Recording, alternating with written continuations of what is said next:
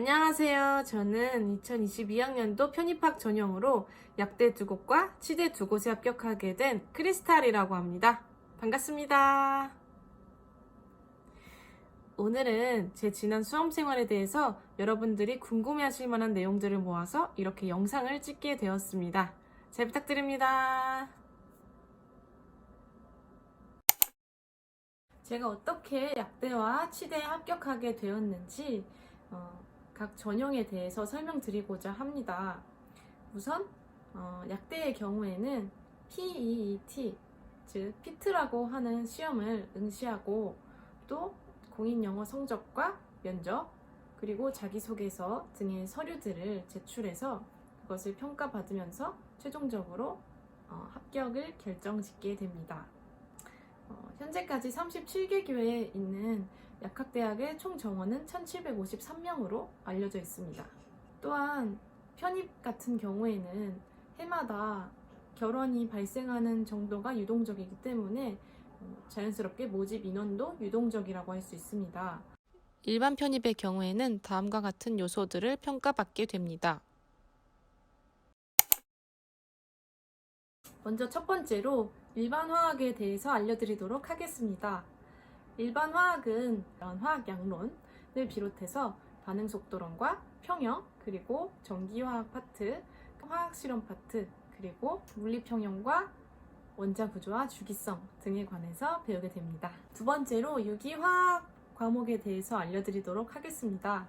우선 명명을 배우게 되고 알켄과 알카인, 알코올, 방향족, 유기화학 실험을 공부하게 됩니다. 다음으로 물리에 대해서 알려드리도록 하겠습니다. 첫 번째로 역학, 질점역학에서 시작해서 강체역학, 유체역학, 열역학 등을 배우게 됩니다.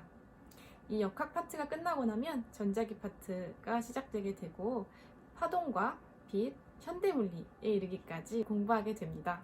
마지막으로 생물 과목에 대해서 알려드리도록 하겠습니다. 생물은 세포생물학과 생화학, 유전학, 분자생물학, 인체생리학 등의 5가지 큰 항목으로 이루어지게 되는데요.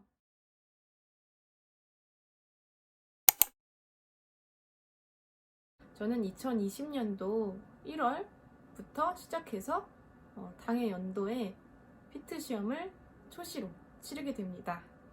그리고 같은 해 9월부터 시작해서 2021년 8월까지 이렇게 공부 기간은 총 1년 7개월 정도로 잡으면 될 것 같습니다.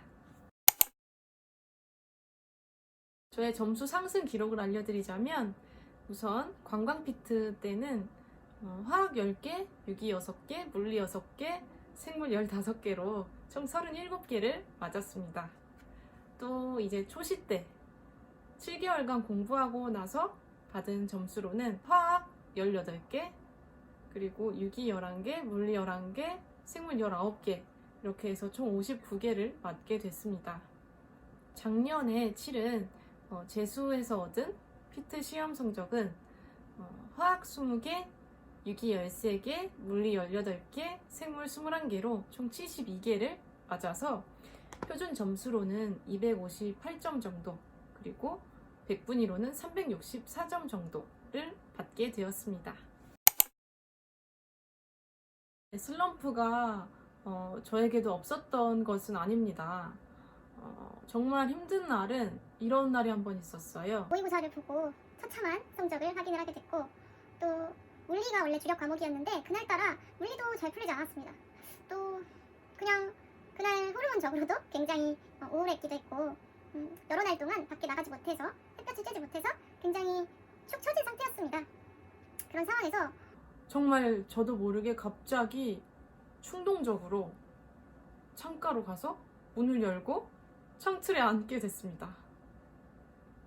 아마도 뛰어내릴 생각으로 그랬던 것 같아요. 너무 그 상황이 절박했기 때문에. 근데 딱 창틀에 앉았는데 맞은편에 하필 이불을 터시고 계시던 아주머니가 계셨던 거예요. 근데 그 아주머니께서 빨리 들어가라고 손짓을 해주셔서 갑자기 퍼뜩 정신이 들어서 그렇게 다시 집에 들어가서 열공을 또 했습니다.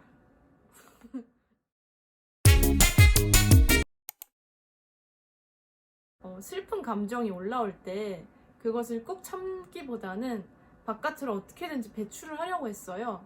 그래서 일부러 계속 눈물을 흘리도록 하기 위해서 노력을 했습니다. 그래서 눈물 버튼 노래들이 몇 가지 있거든요. 이 노래를 딱 틀어놓고 억지로 눈물을 펑펑 쏟아내고 나면 어느 정도 감정이 해소됐다고나 할까요?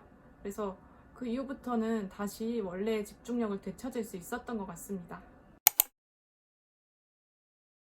저는 재수 때 무조건 한 자리에 앉아서 10시간 이상씩은 매일 공부를 하자 이런 다짐을 하고 시작을 했었기 때문에 구름이 캠스터디라고 하는 방식을 이용했습니다.